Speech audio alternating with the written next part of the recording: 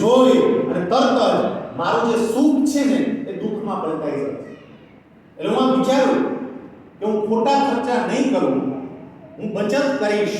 અને જે વ્યક્તિને બચત કરવાની ટેવ પડે ને, શરૂઆતમાં તમને નહીં સમજાય, પણ સાહેબ બચત કરવાની એ ટેવ ધીમે ધીમે તમને એક કક્ષાએ પહોંચાડી દેશે કે તમને બીજા કોઈની મદદની જરૂર નહીં પડે. આ માત્ર હું બોલું છું એટલું નહીં.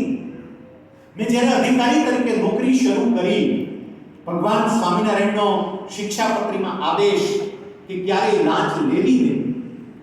મારા ગુરુદેવ પરમ પૂજ્ય પ્રમુખ સ્વામી મહારાજે મને આજ્ઞા આપેલી કે ગમે એમ થાય આપણે કોઈના 5 પૈસા લેવા નથી, પગાર સિવાય બીજી કોઈ આવક નહીં.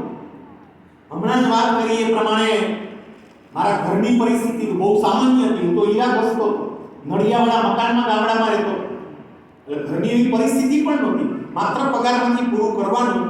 પણ સાહેબ એ પગારમાંથી પૂરું કરતા કરતા આજથી 20 વર્ષ પહેલા જ્યારે મને નોકરી મળી, મેં 20 વર્ષથી એ બચતની ટેવ પાડી. કરકસર કરીને પણ અધિકારી હોય તો શું થયું, કેટલાક ખર્ચા નથી જ કરવા, એ કરકસર કરીને યોગ્ય બચત કરી, યોગ્ય બચતનું યોગ્ય જગ્યાએ રોકાણ કર્યું. અને એને કારણે સરકારમાંથી હું 9 વર્ષ પહેલા સ્વૈચ્છિક રીતે નિવૃત્ત થઈ અને સરકારી નોકરી મૂકી એમને જીવી શકું છું.